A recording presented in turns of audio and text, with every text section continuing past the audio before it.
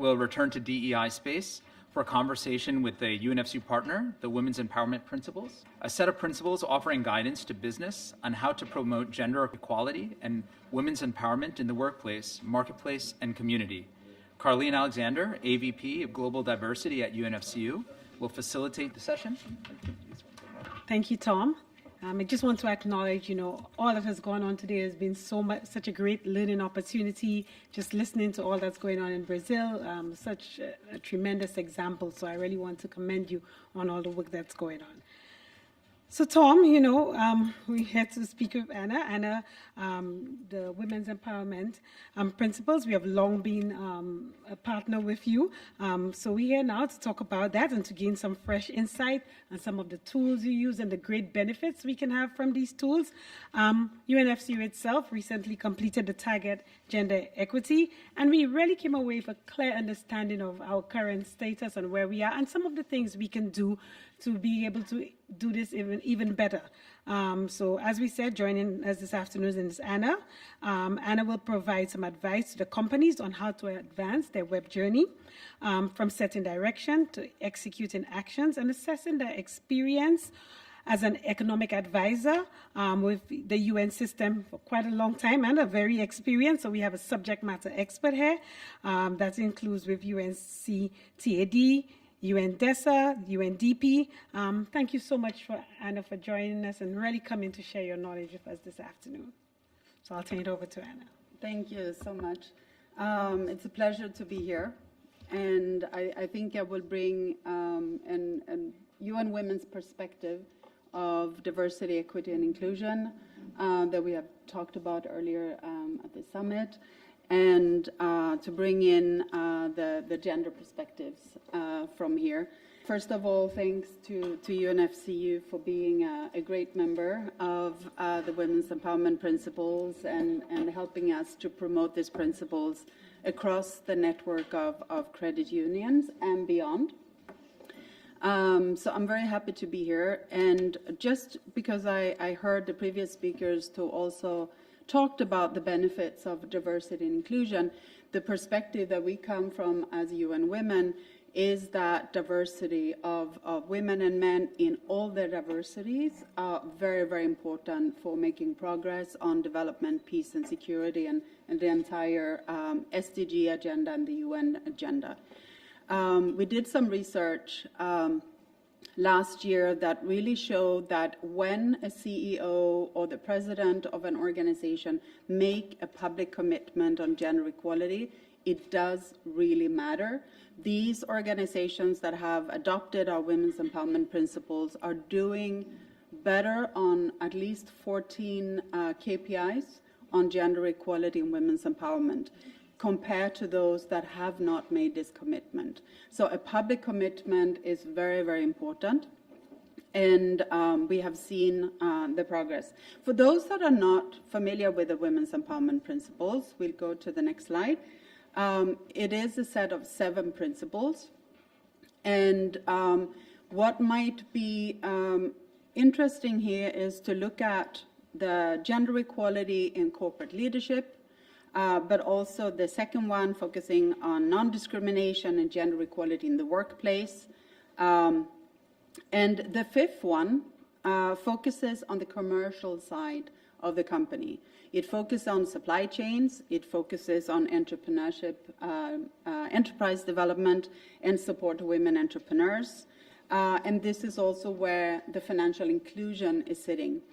That we encourage all our signatories, depending on where they are, in what sector they are operating in, that this is a key principle to move forward.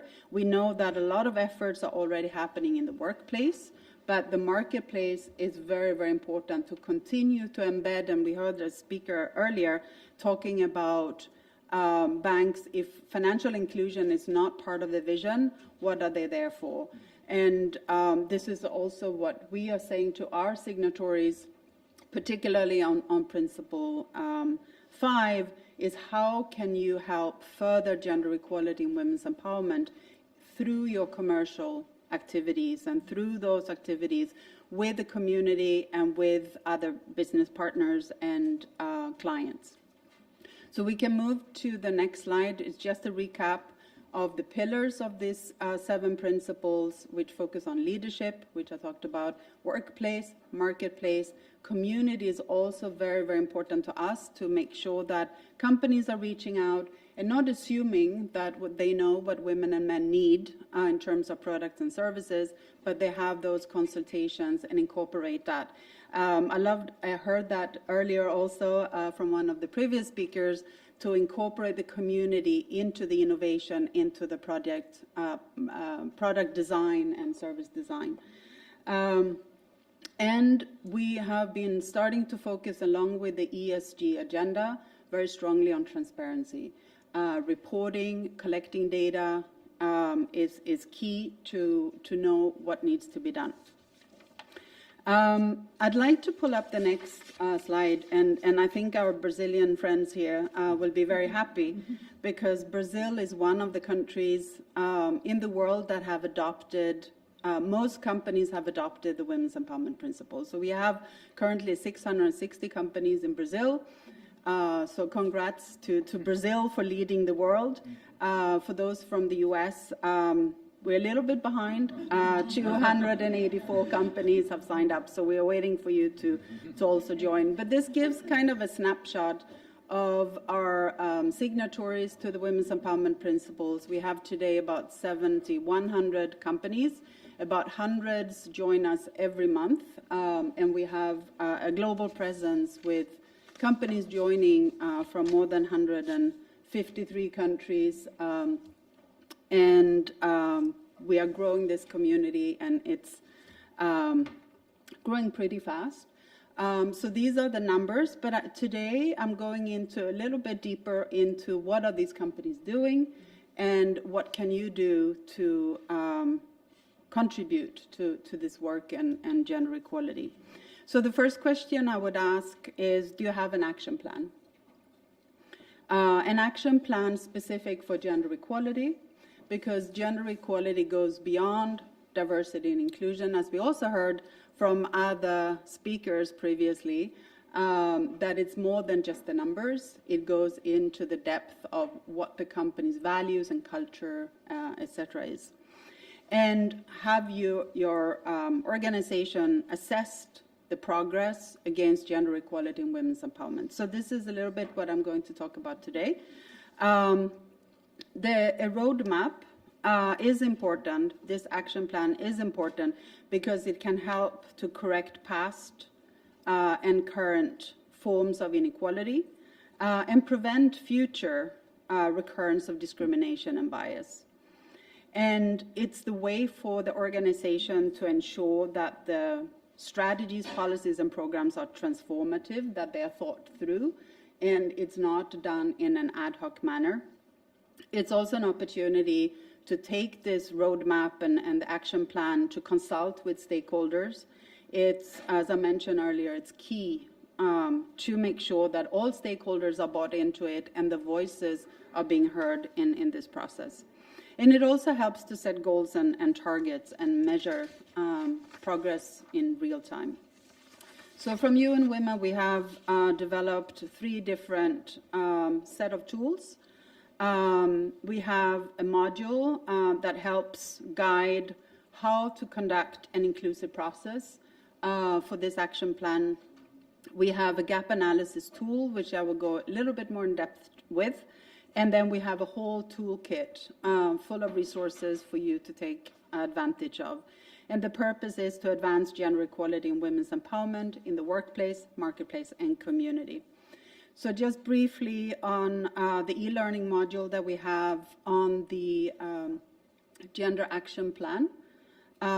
It's to really help to operationalize the WEPs, as we call it in short, the Women's Empowerment Principles, and how to go about it in a very organization-wide consultative manner.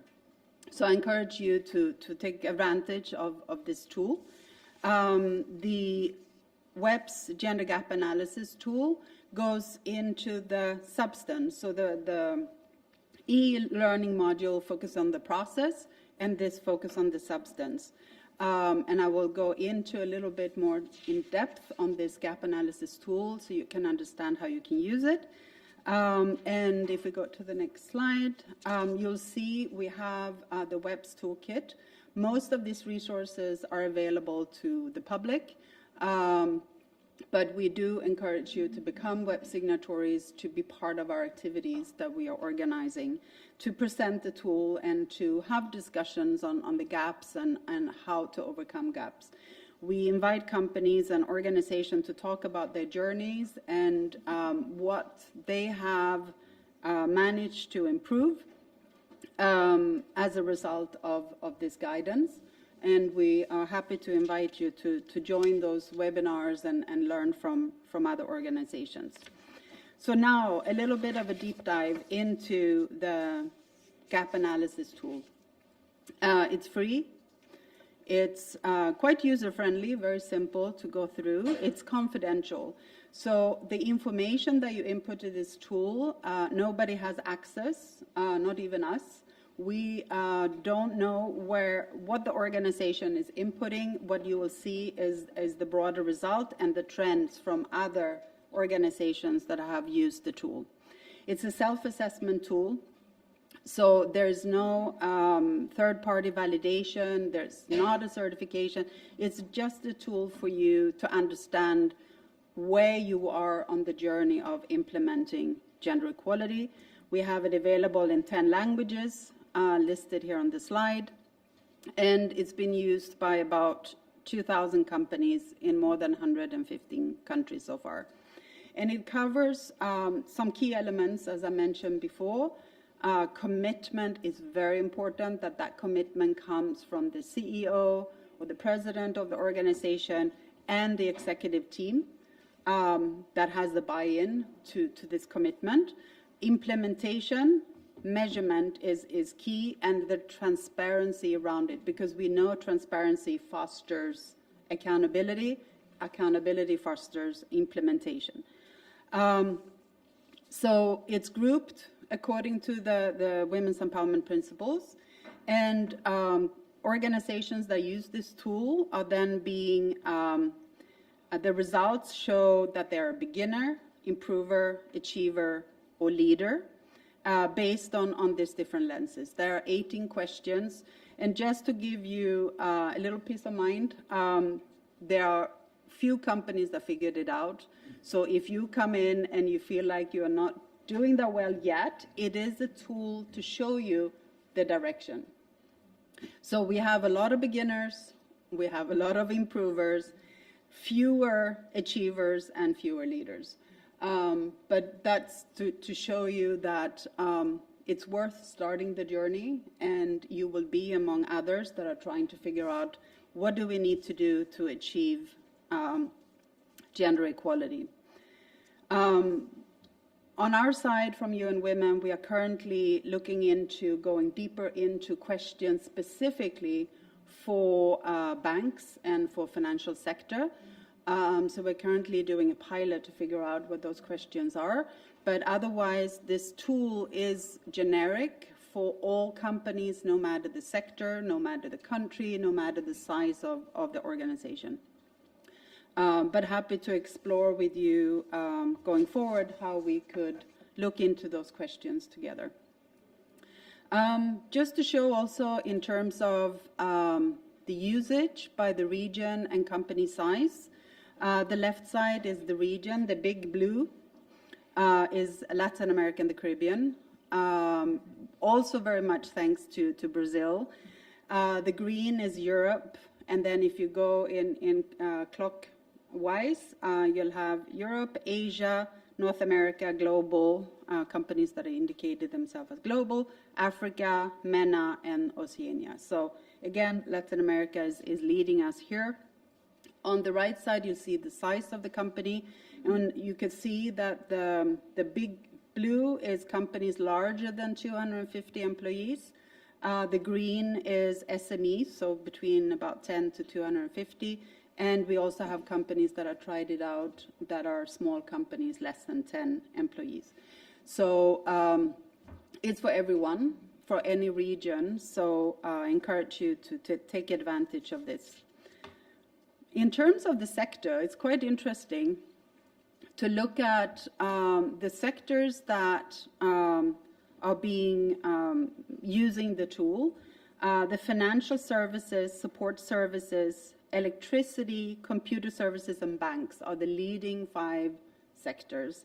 And personally, I think it is because these are the sectors that are trying to figure out, it has been traditionally male-dominated sectors that are trying to find ways to recruit more women and to engage more women, and figuring out how they can become more diverse, more inclusive, and more gender responsive.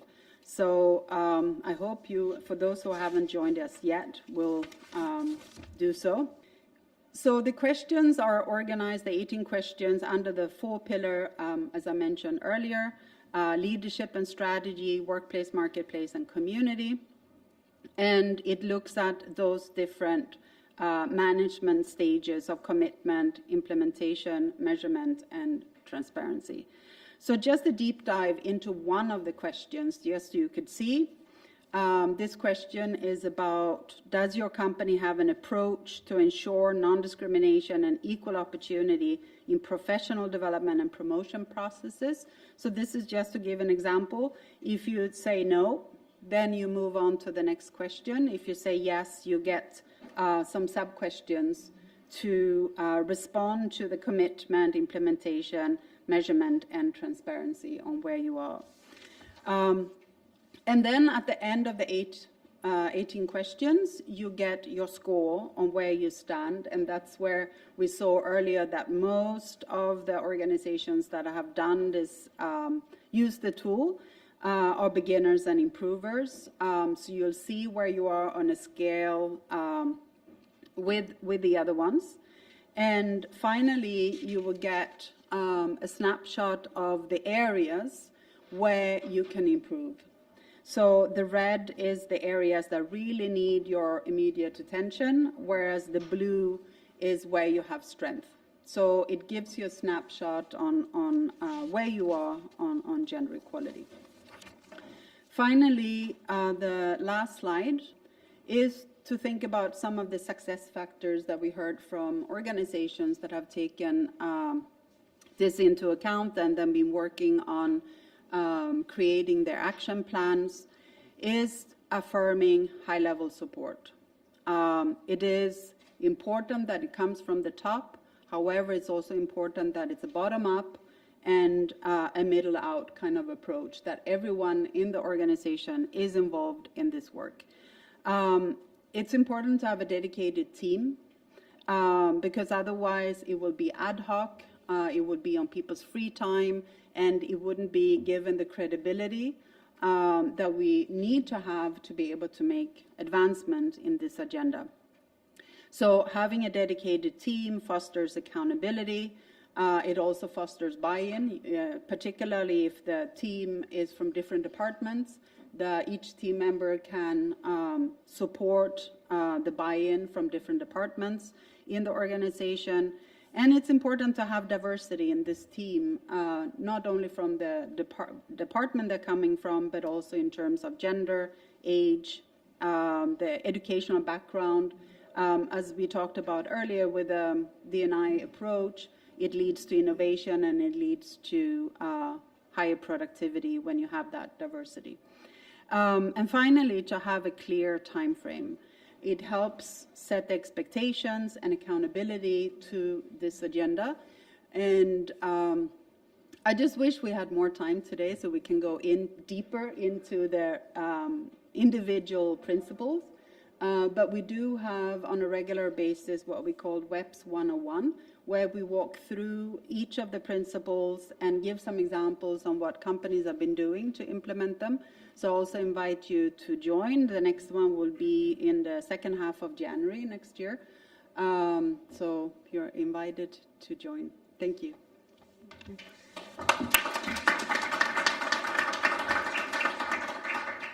Thank you so much, Anna. And I just want to, just share that UNFCU really has embraced this tool, and it has been really helpful for us. We took the survey we were able to see where our current state was. But as Anna pointed out, having senior executive support, and UNFCU has that in our CEO and Executive Vice President Pam being here, has been, really great as we do this work. Also, you really get a roadmap.